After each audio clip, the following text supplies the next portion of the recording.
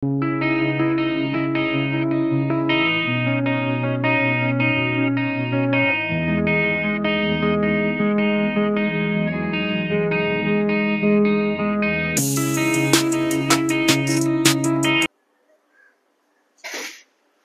Good morning guys.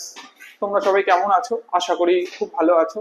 তো আজকের ব্লগটা আমি এখানে শুরু করছি। আজকের ব্লগটা একটু অন্যরকম জিনিস, মানে ব্যাপারটা হচ্ছে তোমাদেরকে এই যে রিসেন্ট যে একটা ঘটনা ঘটেছে, যেটা আহমেদাবাদে একটা বিশাল বড় প্লেন ক্র্যাশ হয়েছে এয়ার ইন্ডিয়ার, এবং এটা বলতে গেলে আমাদের ইন্ডিয়ার সবচেয়ে বড় প্লেন ক্র্যাশ এখনো অব্দি, মানে এর থেকে বড় এখনো অব্দি হয়নি। এর আগে যেটা হয়েছিল ওটা একটা হাইজ্যাক ছিল, বাট কোনো অ্যাক্সিডেন্টাল কিছু ছিল না। হ্যাঁ, তবে 2020 সালে মনে একটা হয়েছিল, ও সেখানে এতটা বড় কিছু হয়নি, জাস্ট পাইলট মারা গেছিল, বাট বাকি সব প্যাসেঞ্জাররা সেফ ছিল।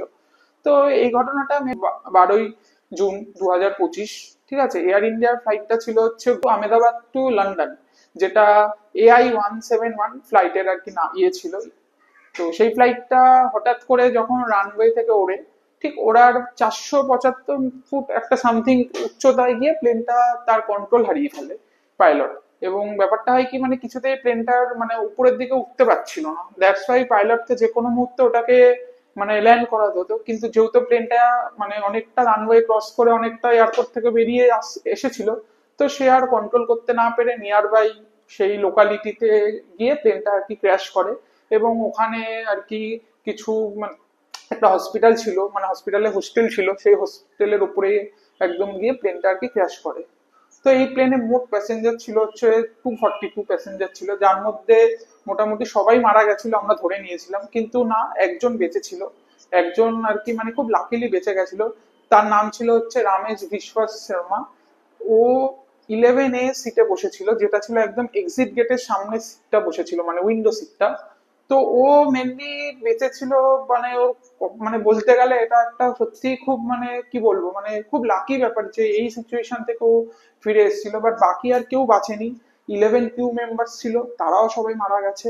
আর হ্যাঁ, এখানে যারা গ্রাউন্ড স্টাফ কিছু ক্যাজুয়ালিটিস সব মিলিয়ে ধরো ওই 20-25 সামথিং। এবং ওই হসপিটালেও যেই সময় অ্যাক্সিডেন্টটা হয়, ক্র্যাশটা হয়, সেই সময় ছিল অ্যাকচুয়ালি লাঞ্চ টাইম, দুপুর 2:30টার সময়। তো ন্যাচারালি অনেক ডক্টররা সেখানে লাঞ্চ করতেও এসেছিল, এবং লাঞ্চ করতে এসে গিয়ে অনেক ডক্টররা সেখানে আর কি মারা যায় বলতে গেলে। তো এটাই হচ্ছে খুব মানে খুব একটা দুঃখজনক ব্যাপার। আর যে বেঁচে ছিল সে মানে তার অভিজ্ঞতাটা জানিয়েছে যে সে কিভাবে বেঁচেছে। অ্যাকচুয়ালি প্লেনটা যখন ইজেক্ট করে, মানে যখন প্লেনটা ক্র্যাশ করে, ক্র্যাশ করার মুহূর্তে প্লেনটা কি হয়, দুটো ভাগ হয়ে যায়। ঠিক ভাগ হওয়ার মুহূর্তে ও নিজের সিট বেল্টটাকে খুলে ওই সময় ও সেপারেটলি মানে ও কি করে, ওইখান থেকে যে উইন্ডো সিট ছিল, একটা ব্রোকেন উইন্ডো সিট ছিল, ওখান থেকে ও ঝাঁপ মারে। ওই ঝাঁপ মারার জন্য কি হয়, ও গিয়ে ডাইরেক্ট মাটিতে পড়ে ও বেঁচে যায়। কিন্তু হ্যাঁ, ওর সেরকম কিছু ক্ষতি হয়নি। ওকে সঙ্গে সঙ্গে ওকে তারপর হসপিটালে নিয়ে যাওয়া হয়েছে। ওখানে সঙ্গে সঙ্গে উইদিন 10 মিনিটস এর মধ্যে এনডিআরএফ, পুলিশ সবাই প্রেজেন্ট চলে এসেছিল।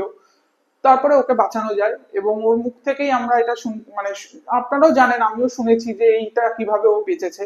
তো ন্যাচারালি এই ঘটনাটা মানে খুব খারাপ একটা দুঃখজনক ঘটনা বলতে গেলে। আর এটার এখনো ইনভেস্টিগেশন চলছে বলতে গেলে। এটা ইনভেস্টিগেশন জাস্ট একটা স্টার্টিং দিকে আছে, এটা এখনো অনেকটা যাবে। তবে এটা দেখার বিষয় যে এটা ইনভেস্টিগেশন কি কি হয় না হয়।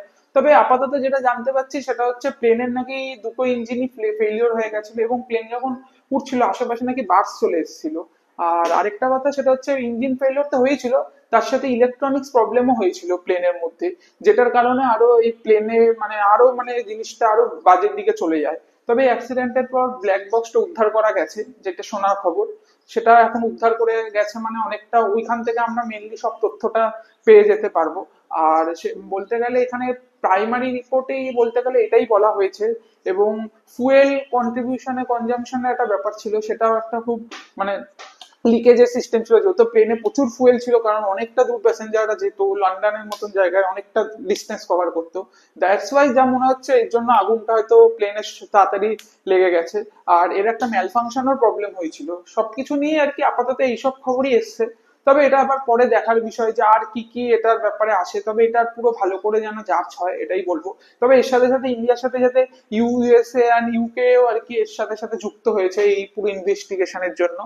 আর সত্যি কথা বলতে গেলে আজকে মানে এরকম মানে এয়ার ইন্ডিয়া কেন এরকম হচ্ছে ঠিক বুঝতে পারছি না। তবে এয়ার ইন্ডিয়া আমাদের দেশে সত্যি একটা বড় এয়ারলাইন্স, মানে আমরা সবাই খুব ট্রাস্ট করি এয়ার ইন্ডিয়াকে, তবে এরকম হওয়াটাও হয়তো উচিত ছিল না। তবে সেটা এখন সব দেখবে সবকিছুই। আর হচ্ছে তোমরা তো সবাই জানোই যে মানে এটা এখন এয়ার ইন্ডিয়াটা এখন রতন টাটার আন্ডারে চলে গেছে, টাটা গ্রুপ এখন এটা এয়ার ইন্ডিয়াকে দেখে। তো টাটা গ্রুপও প্রমিস করেছে যে এই জিনিসটা ওরা পুরো ভালোভাবে এই জিনিসটাকে একদম ঠিকঠাক করে নেবে, যাতে এরপরে আর কিছু না হয়। এবং কি যাদের ফ্যামিলি, যারা আর কি এই এত বড় একটা ট্র্যাজেডিতে যাদের প্রাণ হারিয়েছে তাদের ফ্যামিলিকে টাটা গ্রুপ প্রচুর হেল্প করবে বলেছে এবং হয়তো করেও দিয়েছে। তো অবভিয়াসলি এটা একটা মানে খুব ভালো খবর এই এত খারাপের মধ্যে দিয়েও। তবে যাই হোক, দেখা যাক কি হয়, পরে রিপোর্ট কি আসে। আর এটাই আমি তোমাদের সাথে আজকে শেয়ার করলাম। আমি ভেবেছিলাম তোমাদেরকে এই ব্যাপার নিয়ে একটা ছোট্ট একটা রিভিউ দেবো, তো যাই হোক তোমাদেরকে আমি আজকে দিলাম। তো দেখো অবশ্যই ভিডিওটা, আর ভিডিওটা ভালো লাগলে অবশ্যই আমায় কমেন্ট করে জানিও যে তোমাদের কেমন লেগেছে। আমি চেষ্টা করি তোমাদের সামনে ছোট ছোট ভাবে কিছু নতুন ভিডিও নিয়ে আসার, যাতে তোমরাও ভালো লাগো দেখতে পারো।